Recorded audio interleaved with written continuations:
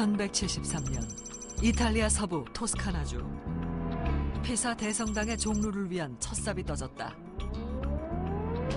그런데 공사가 진행되면 될수록 예상치 못한 문제가 발생했다. 하늘을 향해야 할 종루가 한쪽으로 기울어지는 것이었다. 이유는 토질의 불균형으로 밝혀졌다. 이후 200년간 건축가와 구조기술사 그리고 수학자들까지 나서서 여러 가지 해결 방안을 내놓았지만 소용없었다. 그리고 지금 이 순간에도 사탑의 기울기는 진행 중이다. 그런데 얼마 전 영국의 신문 가디언지에 흥미로운 기사가 실렸다. 피사의 사탑 건축 당시 BIM 컴퓨터 시뮬레이션 기술로 접근했다면 기울어지는 사탑이라는 오명을 얻었을까? 가디언지에서 언급한 BIM 기술이 그동안 아무도 하지 못했던 사탑의 기울기를 정말 멈추게 할 수 있을까? 의문의 해답을 듣기 위해 BIM 권위자 성균관대학교 건축토목공학부 진상현 교수를 만나보았다. BIM 기술로 접근했다면 피사의 사탑은 정말 기울어지지 않았을까? 아주 재밌는 질문인데요. 아무래도 BIM을 통해서 모델링하고 또 여러 분야의 참여자들이 모여서 미리 어떤 문제점을 미리 예측할 수 있었다면 이 정도의 기울기보다는 좀 덜한 상태가 될 수는 있지 않았을까 싶습니다. BIM에 관한 또 다른 이슈가 있다. 최근 서울시가 BIM을 이용해 김춘영 가옥과 도편수 이승업 가옥 등 남산골 한옥마을 세 채를 정밀 측정해 영구 보존키로 했다는 것이다.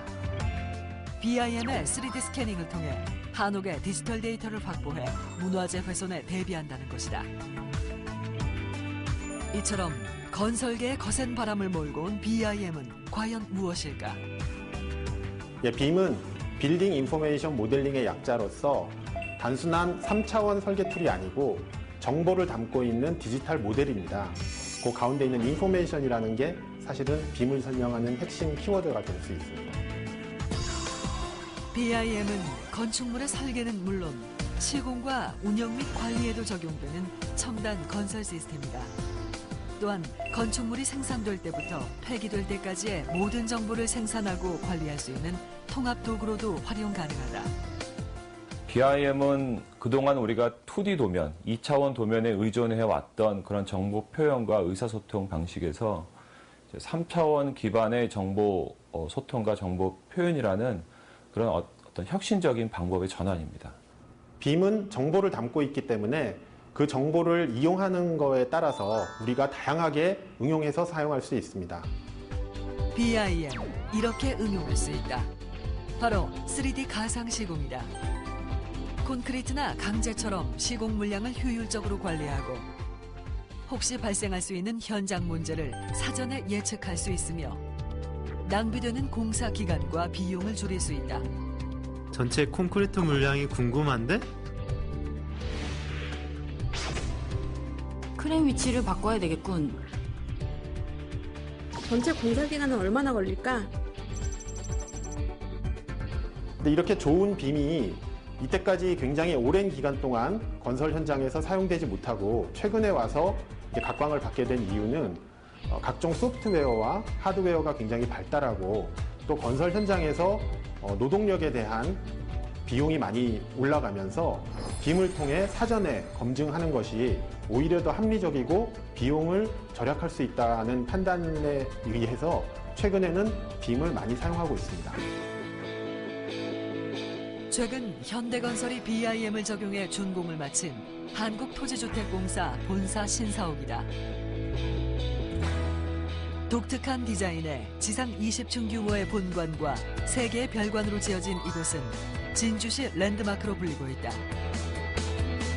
처음에는 곡면 구조와 복잡하게 얽혀있는 구간, 같은 모양이 단 하나도 없는 알루미늄 외장재 등으로 난공사가 예상됐었다. 하지만 BIM을 적용한 후 재시공 리스크를 낮추고 낭비 비용을 절감했다. 만약 BIM이 적용되지 않았다면 상황은 어땠을까? 솔직히 정말 생각하고 싶지도 않습니다. 실제로 저희 건물은 비정형과 대부분이 곡면으로 구성이 되어 있는데 2D 도면으로서는 한계가 분명히 있는 거죠. 저도 현장에서 설계를 담당하고 있지만 2D로는 표현할 수 없는 부재들이 너무 많습니다.